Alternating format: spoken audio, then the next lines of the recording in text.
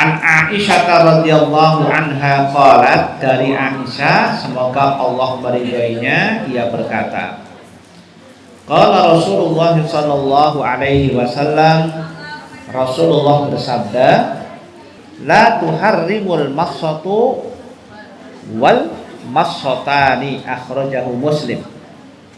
Tidak akan menjadikan haram satu kali sedotan dan dua kali sedotan. Sedotan itu bahasa misalnya apa ya, kan sedot, nyedot. Sedotan, atau mungkin gini, tidak akan menjadikan haram satu kali isapan atau dua kali isapan. Paham? Seperti orang minum apa ya? Ya, minuman itu kan satu, dua itu kan dua kali, ya. Bagi kan begitu, nyedot atau mengisap.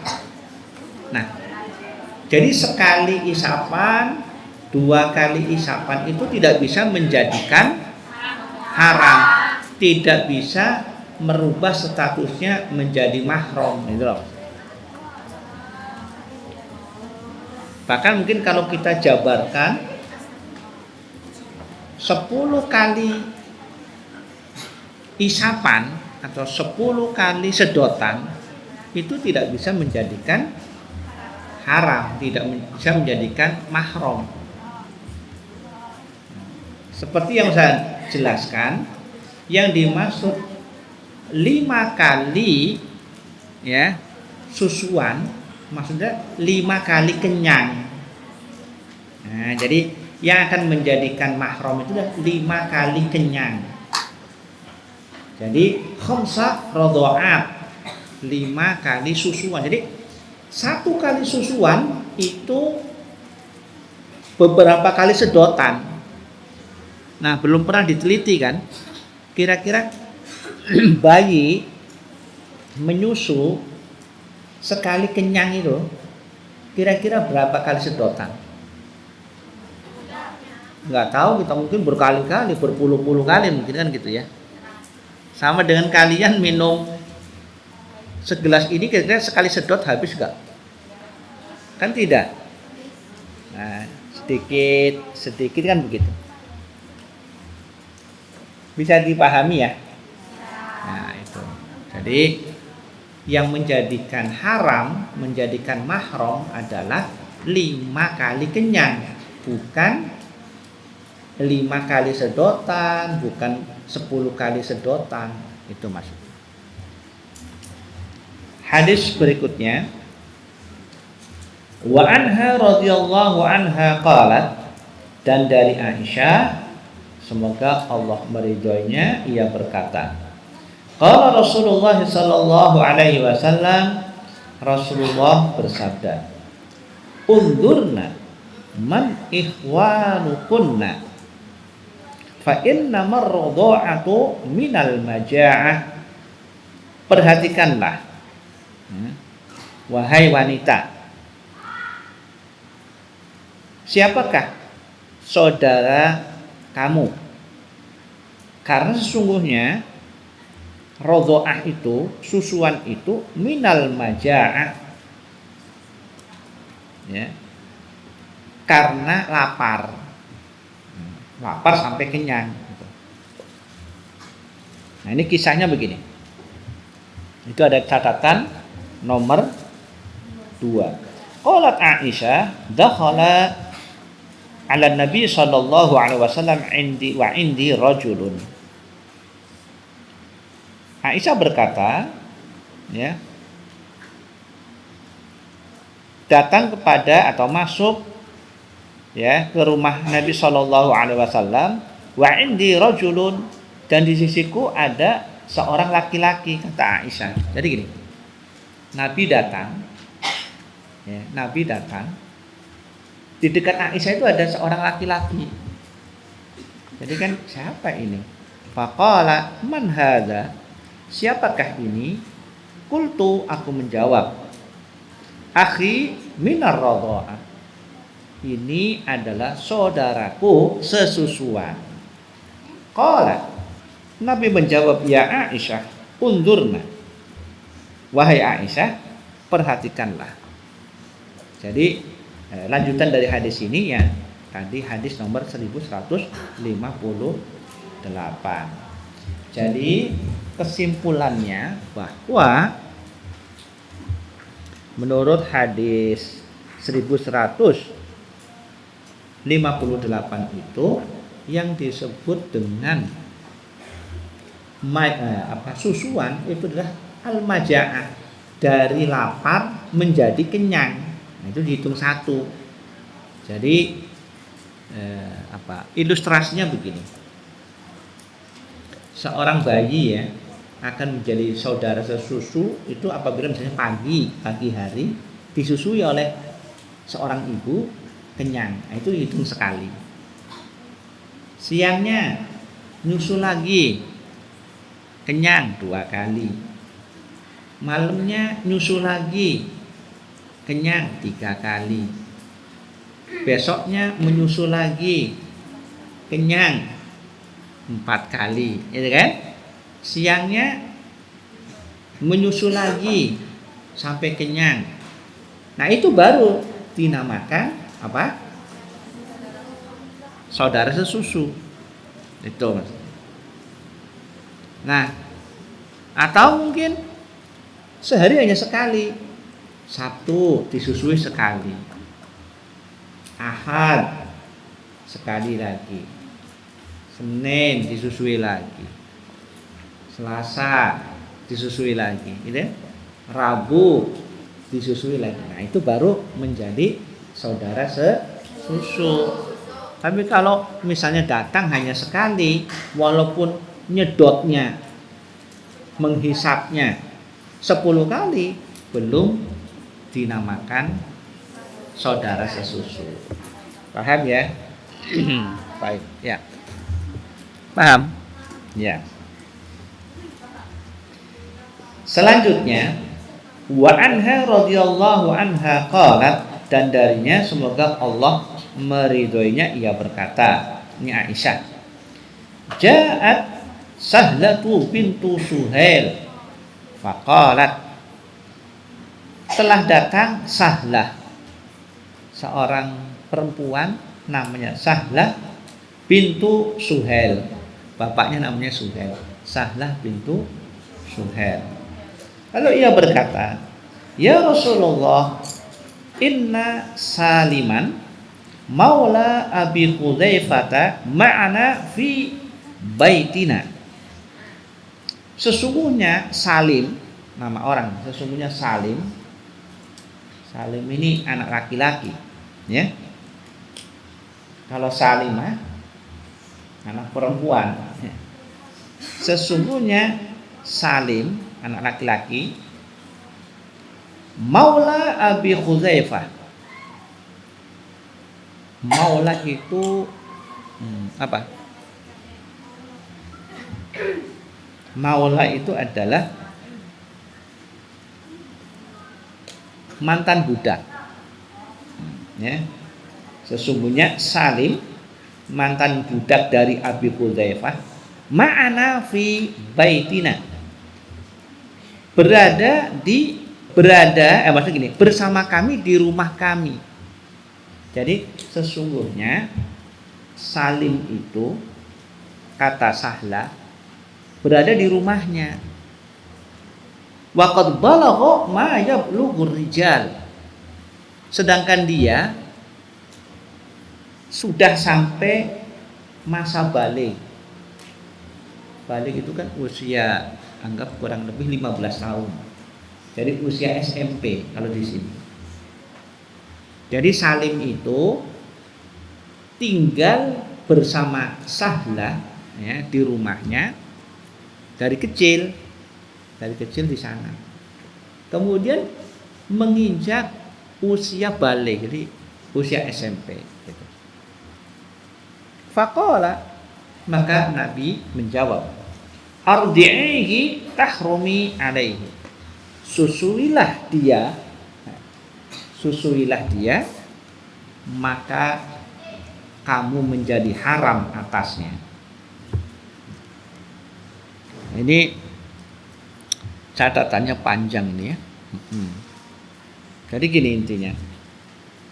Maka menurut hadis ini kan hadisnya sahih, riwayat Imam Muslim. Jadi kalau ada seorang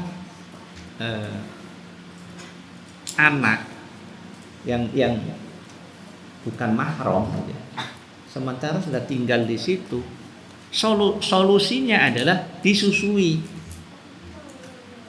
agar menjadi mahram. Itu maksudnya. Nah di sini yang menjadi masalah begini. Di kalangan para ulama itu berbeda pendapat tentang usia menyusui atau usia bayi itu disusui.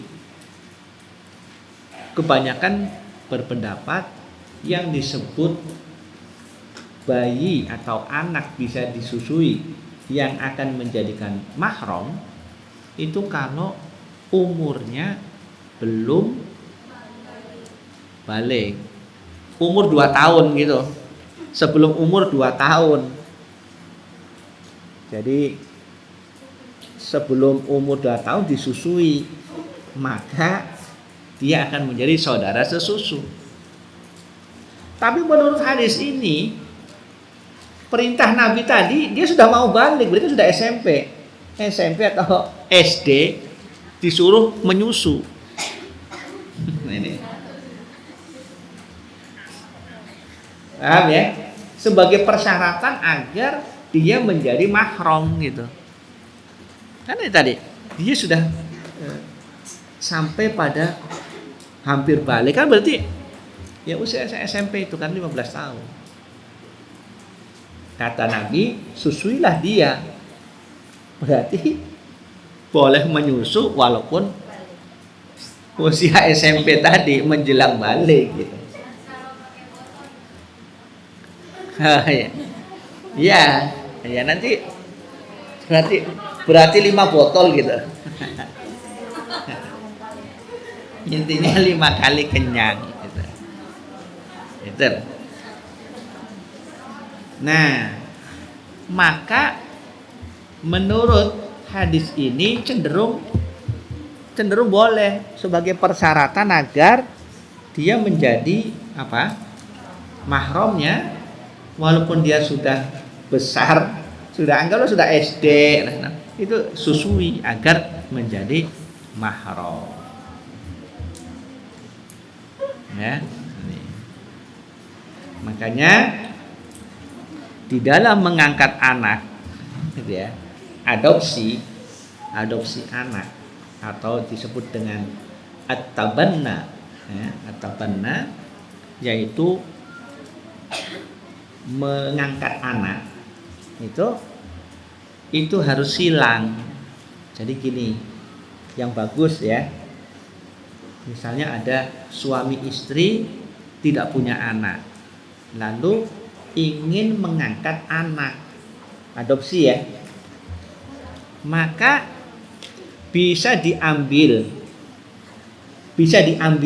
atau dicari dari keluarga suami atau dari keluarga istri. Misalnya keponakannya suami atau keponakannya istri. Tapi begini, kalau ngambilnya dari keponakan suami, sebaiknya ambil anak perempuan. Paham ya? Kak? Paham enggak? Ya, memang butuh renungan ini. Jadi gini, suami istri nggak punya anak, ingin mengangkat anak, maka yang baik ya, mengangkat anak itu keponakannya suami atau keponakannya istri. Kan keponakannya sendiri ya, bagus kan? Nah, akan lebih baik lagi kalau mengambil dari keponakan suami, ya kan? Itu adalah anak perempuan. Kalau mau mengambil dari keponakan istri, maka anak laki-laki. Atau milih dulu lagi nih, saya ingin mengangkat anaknya itu anak laki-laki, berarti ngambil keponakan istri yang laki-laki. Ya itu otomatis bagi suami itu kan mahramnya itu. Ini caranya. Paham? Jangan terbalik gitu. Kalau terbalik nanti susah. Ya kalau waktu masih kecil tidak masalah. Kalau udah besar kan jadi masalah. Jadi solusinya begitu cara mengadopsi anak, ya. Hadis terakhir ya. Wa anha, dan darinya, dari siapa ini? Aisyah. Semuanya Aisyah ini. Anna Aflaha, bahwa Aflah itu nama orang. Laki-laki atau perempuan? Laki-laki. Anna Aflaha akho Abil Qais, bahwa Aflah itu saudara Abil Qais. Ja'a yasta'zinu 'alaiha ba'dal hijabi qalat.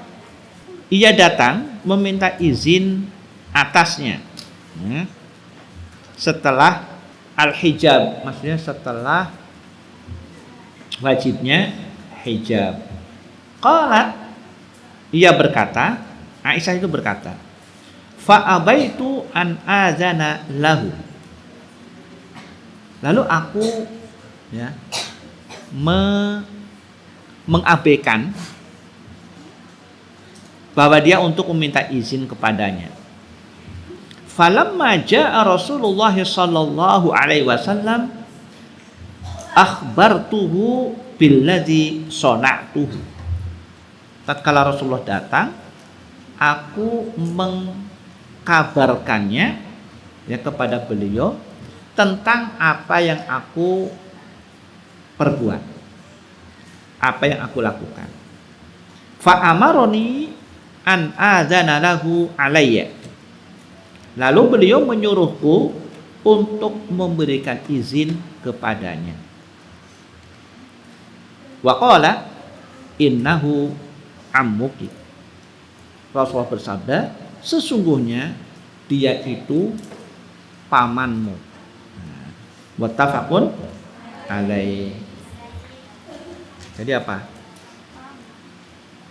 Muttafaqun alaih Bukhari dan Muslim. Jadi kalau menurut hadis ini ada istilah pamannya itu juga masuk kategori apa? Karena sesusuan itu. Jadi karena gini, saudara sesusu, kan ada saudara sesusu, suaminya namanya apa? Menjadi pamannya. Itu. Jadi ini ada kaitannya. Jadi bukan hanya saudara, ya, bukan akhun, tapi bisa juga nanti berdampak kepada paman, ya, paman.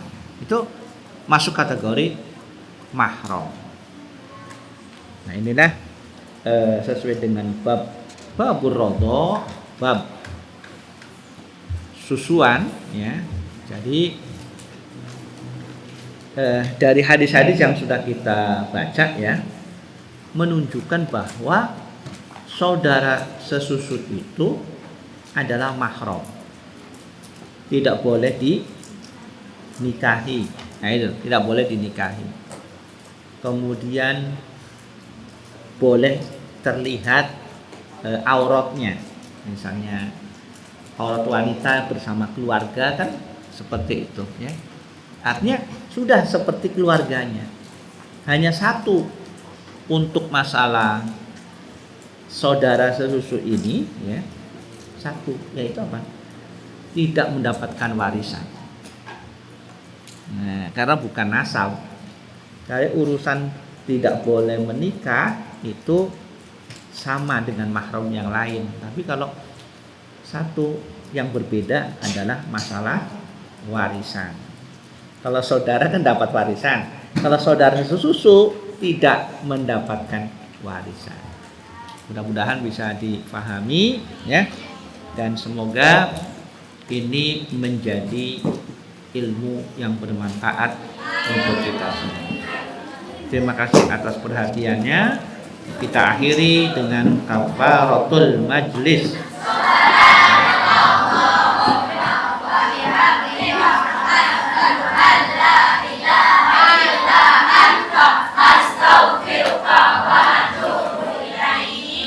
Assalamualaikum warahmatullahi wabarakatuh.